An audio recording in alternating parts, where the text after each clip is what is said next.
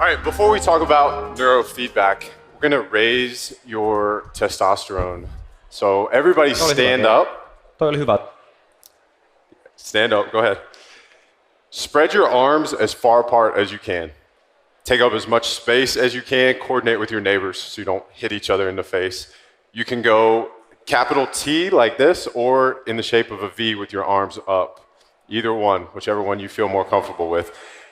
You guys keep holding this, and I'm gonna explain to you. This is a power pose, and if you hold this for 2 to 3 minutes, research has proven this to increase your testosterone 20%. That is significant. So anytime you need to wake up and jumpstart your day, this is something that you can do if you have to speak. I've been doing this backstage for the last 20 minutes. You can do it before a big meeting at work, anything you need to do. So go ahead and sit down, guys. You can relax, and we'll talk about neurofeedback.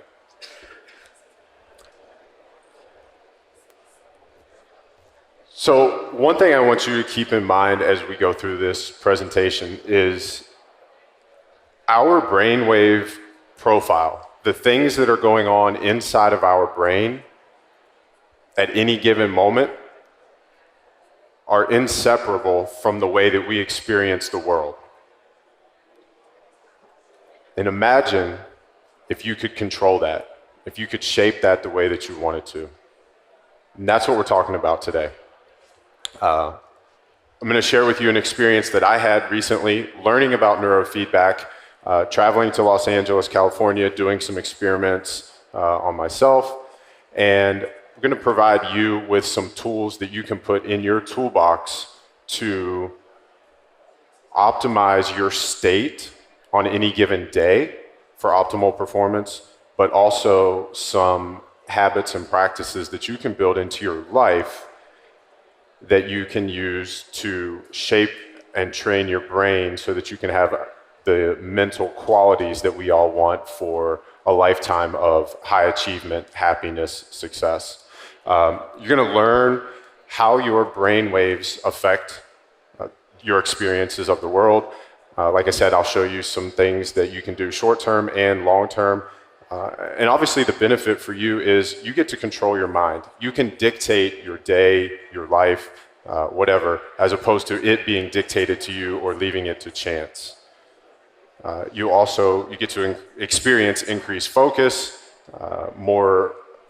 greater presence, greater sense of awareness, be more productive, and as you'll find out in a few minutes, there's the potential to reduce age-related cognitive decline. So the first question is, how did this come about?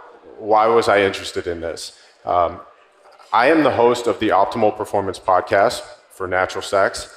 And a few months ago, we had a guest on our show, a neuroscientist, Dr. Andrew Hill. And this is a quote from Dr. Hill on our podcast. After the age of 65, we suffer a 10 to 25% decrease in structural density of our brain mass.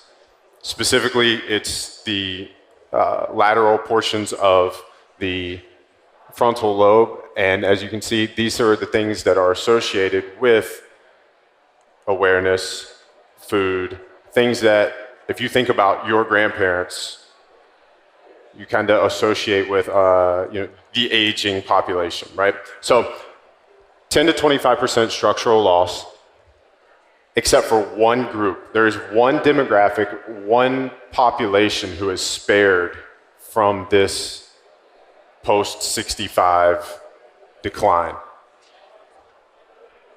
And it's not exercise related, it's not diet related yet. I have a feeling that if we studied people who ate the way that you're hearing at an event like this, or trained, exercised the way that we're talking about at events like this, you would probably see some of this sparing, but people have not been doing that. People over 65 have not been doing that long enough for us to have that data yet. So the population, meditators. Raise your hand if you meditate. Okay?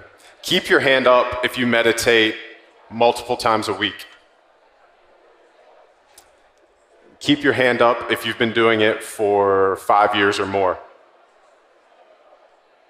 Okay? So if you meditate multiple times a week and for a lifetime, you will be spared the age-related cognitive decline that Dr. Hill mentioned there. The interesting thing that he said on the podcast was that neurofeedback in as few as 2 to 3 months can provide the same benefit as a lifetime of meditation. So imagine if you can dedicate 12 weeks to get that benefit.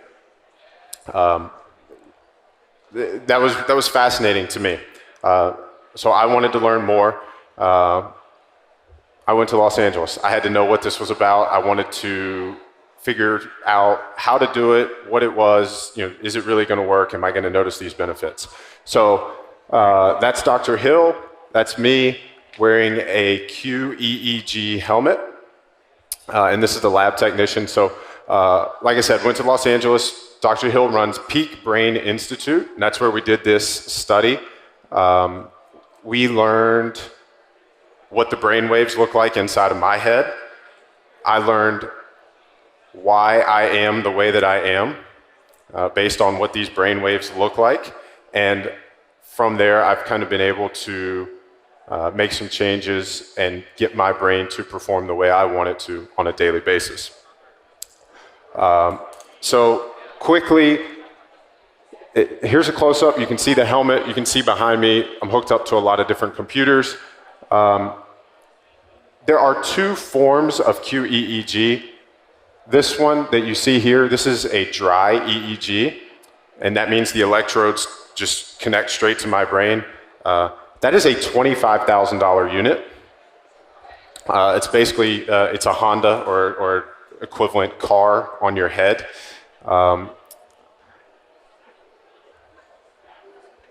So we use the QEEG as a form of baseline. If you're familiar with EEG, it's electrical encephalogram. Gives you a snapshot of the brain waves of what's going on in your brain at any given moment. The Q, or qualitative part of this, is different.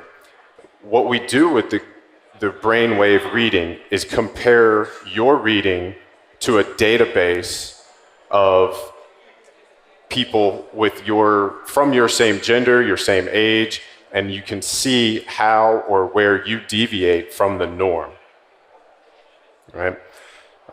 So we use this as a baseline to get a snapshot of where we are. And this is really important.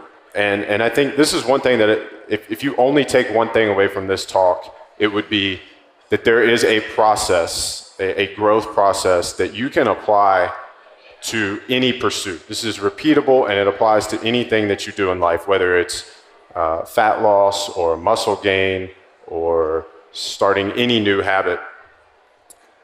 The first thing you need to do is establish a baseline. Figure out where you are. If you're here, you already know where you want to go. You know what optimal looks like. You know what the goal is. Figure out where you are. Determine a course of action to move from where you are to where you want to be. And then finally, it's showing up, doing the work. And we're never complete. We're never finished. There's always work to be done as humans to continue to grow and evolve. So the QEEG for us is baseline. And from there, we're able to figure out how we need to train and change my brain, your brain, for optimal performance. So wet versus dry, these are the 2 forms of QEEG. You saw the dry helmet, that's the $25,000 piece of equipment. Despite the fact that it is that expensive, it didn't work. So we had to use the old school wet EEG. She's not stabbing my brain. That is a glycerin wet liquid that she is injecting underneath of those electrodes. The electrodes need the glycerin to establish a connection. So that's why it's called a wet EEG. That's the only difference. It's also a lot cheaper. So we did 2 separate readings.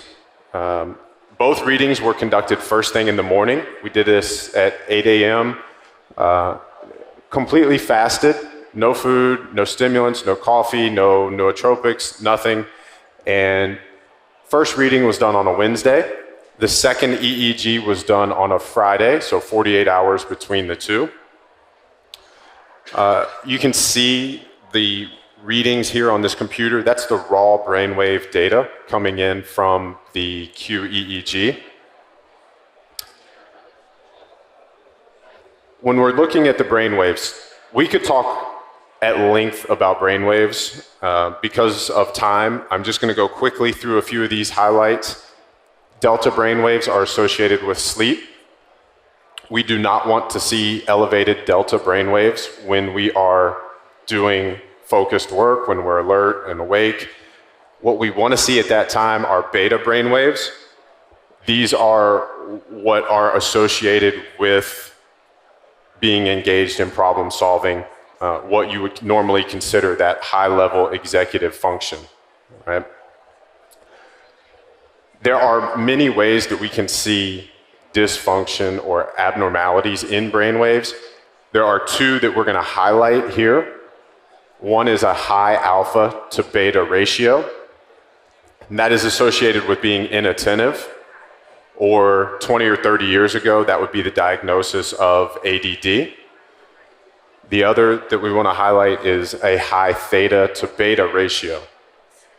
That would be associated with impulsive behavior. Or again, 20 or 30 years ago, the diagnosis of ADHD. So going back to our process, the QEEG gives us our baseline. Without knowing what is going on in our head, without seeing those brain waves, anything that we try to do, any change, any biohack or tool that we put in our toolbox, we're kind of just guessing if we don't know where we're starting, right? So it's very important to have this data and make sure that you're getting the most out of your efforts, that they're actually doing something for you that you want them to do and moving you in the right direction. So these are my results. This is day 1. This is Wednesday. Control. There's no stimulants, no food, no nothing. The first 2 columns on the left, the red that you see is noise from muscle tension. So you can ignore that. What we want to focus on is this middle column here. And if you look at the one in the dead center, you will see some elevated activity. What you're seeing there are alpha brain waves, and they are, in my head, I am 2 to 3 standard deviations higher than the norm. And then if you look on the right, you'll see beta, and I'm actually fairly low to neutral. So my ratio of alpha to beta was higher than we would like it to be. So if we were looking at this from a diagnosis standpoint, we would say that I could suffer from an inattentive mind. I think quickly. I move from one topic to the other. Again, ADD, right? This was what Dr. Hill said. This is very interesting and something definitely worth sharing. That ADD is only pathology if we force you to sit in a chair for 8 to 10 hours.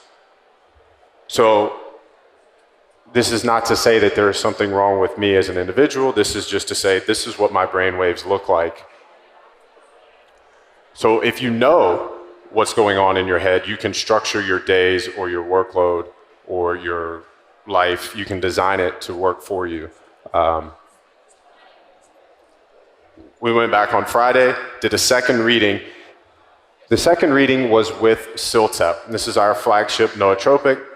If you're not familiar with it, we can talk about it at length afterwards. Come find me. But since we were there, since we were doing this, we wanted to see if taking Ciltep elicited a measurable change in my brainwaves. And you can see this is different clothes. It's on Friday. Now we'll compare on the left, that's Wednesday, on the right is Friday. So again, we're looking at the middle column here, and what you'll notice is alpha brain waves have been reduced 1 or 2 standard deviations, and this is with a single dose of CILTEP. It's not even the full dose, it's 1 pill. So this was really exciting for us as a company. It was really exciting for Dr. Hill as a neuroscientist and a neurofeedback practitioner, and we will be pursuing some pilot studies with Dr. Hill for applications of CILTEP using EEG and neurofeedback.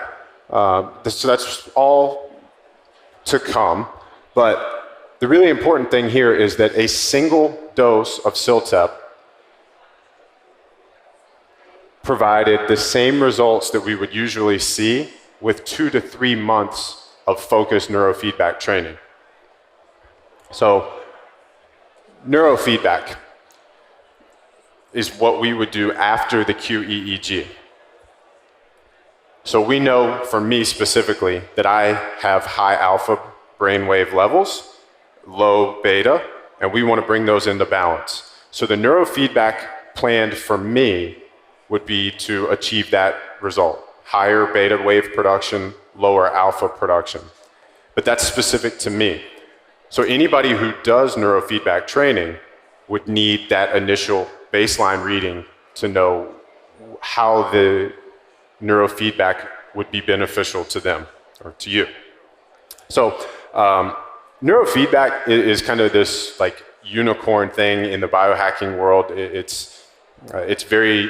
seems to be elusive for a lot of people to understand and benefit from. One of the reasons for this is that you have no control over it. You're not actively doing something. We love biohacks where we can go do something and immediately see the result. With neurofeedback, it's happening in the background. You are telling your brain, yes, we like what you're doing, or no, we don't. The feedback is either a pat on the back or a slap on the wrist. So it may help to understand that if you see this slide. This is me doing a neurofeedback session. So I am looking at this screen. I have all the electrodes hooked up to my earlobes, and there's one on my head. The spaceship on the computer screen goes when my brain is producing brain waves that are conducive to the profile that we want. So again, for me, high alpha, or it's lowering alpha and raising beta. So when my brain does that, the spaceship goes. That's the pat on the back saying we like that. If my brain strays from that environment, the screen goes black, the spaceship crashes, it stops going. So that's the feedback, that's the slap on the wrist. I am not actively steering that spaceship. It's not a game, it's not something I do. So neurofeedback is not this thing that we are active participants in. It's just something that you have to commit to doing, you hook yourself up to it, and you do it. If you do that, as we said, 2 to 3 months of that training can provide the same benefit as a lifetime of meditation. So like I said, follow-up pilot studies are underway, and we also have 2 university studies underway with CILTEP to look at how it boosts focus and memory as well. So quickly, because time is running out, other applications. So right now, we've only looked at this from the standpoint of normal people trying to get better, right? So we would call that an optimizer or a biohacker. Some other applications for non-optimizers, TBI, people with traumatic brain injury. The ability to recover from that is greatly, there's a huge positive impact using neurofeedback. CTE, basically you've had a lot of concussions, it's chronic traumatic encephalopathy. In the NFL or rugby or football, There are impact concussions, where one part of your brain smashes against either a helmet or your skull. In the military or law enforcement, we see different types of concussions. There's a percussion blast, where that blast wave travels through your entire skull. Both of those types of concussions can see positive benefit from neurofeedback training, as well as sleep. Any kids, if we want to increase focus, if we want to look at this as an alternative to ADD or ADHD medications. So how can you apply this? Again, think back to our process. For me, it was getting the QEEG, and like I said, high alpha, low beta, we want to bring those back into a favorable balance. So for me, it was training down alpha, and on a daily basis, doing things like taking CILTEP, working on meditation, yoga, neurofeedback, and finally, we want to look at things in a sense of states versus traits. So states are going to be short-term, transient things. How are you? Today is Friday. What is your brain like on today, Friday, Thursday, or next Monday? Traits are the qualities of your brain. So if you think of Southern California or Florida, you generally think of a place that's warm and sunny. That's the climate. Yes, it rains there, but more often than not, it's sunny and warm. So for you, for all of us in our brains, we can look at nootropics as a way to enhance and optimize our state on any given day. And quickly for that, I would recommend something called the Braverman test as a baseline there. And again, the goal is to figure out your baseline, chart a course of action that brings you into this favorable balance. Being able to manipulate your state on a given day, whether it's with nootropics, power poses, the food that you eat, these are all biohacks because we are changing what's going on in our body to optimize our output.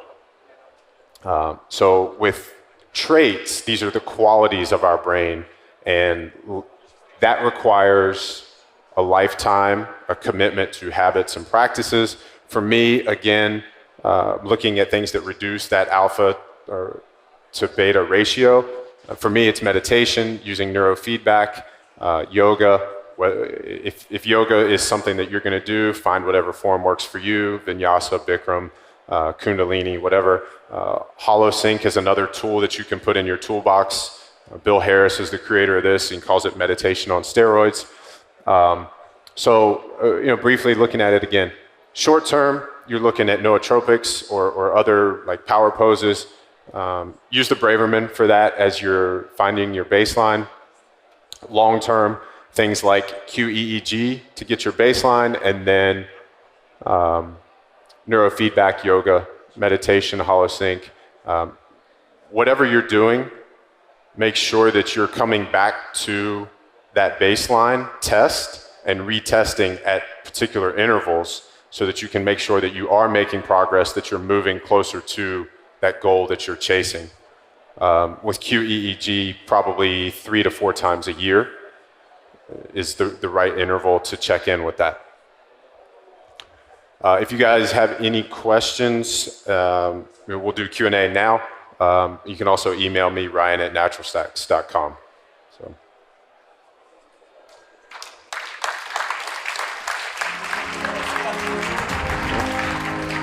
Give a hand to Ryan Munsey. Yes, and time for some questions. Anybody has any questions? No.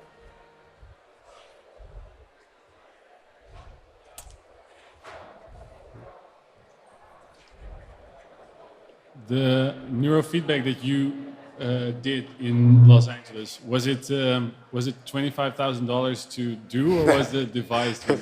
No, it's not $25,000 to do it. Just that hardware costs $25,000. That helmet. There are ways to do it if you don't live in an area that has it. So, like, I don't live in Los Angeles, so I went and visited, and I did a 3-day. We did baselines, and then they set me up with at-home equipment that's considerably less than that. It's still an investment, but it's less than that. And they train you how to do it at home, and you're actually connected to them. So, it's like an online training for your brain, and they can see my results, and they program the neurofeedback training sessions for the first, or for that interval until I can go back and see them again, whether it's 2 months, 3 months, whatever. Does that make sense?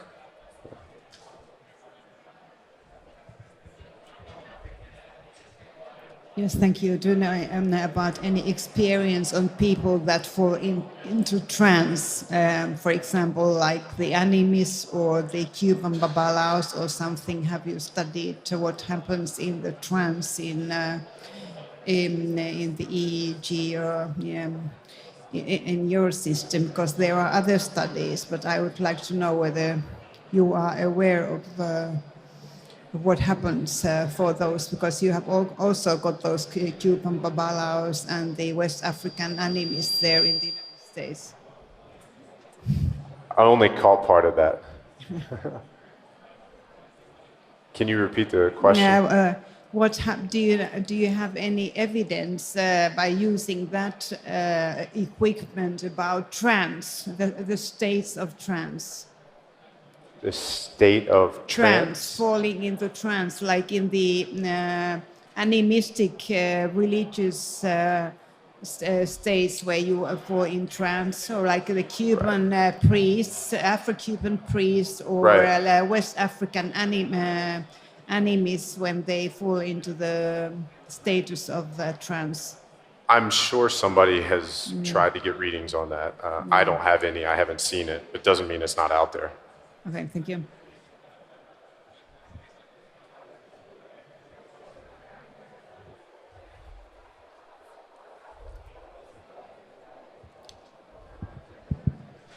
Hey Ryan, thank you for the presentation. It was very interesting. You mentioned actually that the EEG headband, the expensive one, didn't really work, so that's why you had to go to the wet EEG.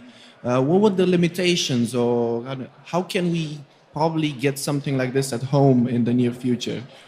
Yeah, so it is limited. The limitation is having access to the hardware. So you would have to find an EEG facility around you. Dr. Hill and Peak Brain are kind of pioneers in setting up distance neurofeedback training, like I explained in the first answer. But you can only do that if you get the initial reading, which you would have to go to them to do. You don't necessarily have to go to them or go to LA. You could probably go get EEG done anywhere.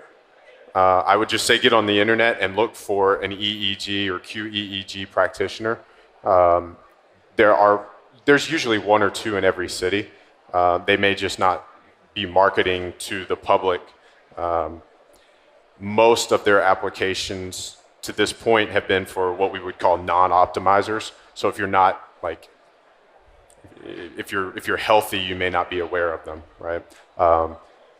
So, if you have $25,000 and you want to buy one and have it at home, you could, but you would still have to do the neurofeedback. The QEEG just gives you the scan and the reading. And neurofeedback, there's tons of personal and at-home things that you can get for, there's some that are as low as $200 or $300. The problem there is that the program isn't designed for you, and it's not designed by a neuroscientist with your baseline reading in mind. There's also question as to the effectiveness of the connection. You're paying $200 for an at-home unit. The top of the line costs $25,000. So how much drop-off do we have in, data collection? Hi. Thank you for the presentation. I have a general question about nootropics. Okay. It seems like these drugs haven't been researched much, and I was wondering about potential adverse effects. For example, if we compare it to cocaine, it used to be widely used for stimulant, and only later people discovered some adverse effects. So isn't it risky to sell these drugs to people, considering that we might find out some adverse effects later, like happened with cocaine? Yeah, I mean, you can't argue that, but none of the products that we manufacture are synthetic. Everything that's in our products are natural, have been around for years, and actually have studies to support their effectiveness. When I say we're conducting studies on ours, it's as a formula for this specific use and purpose.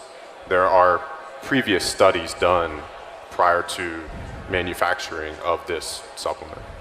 So I can only speak for ours. I can't speak for others.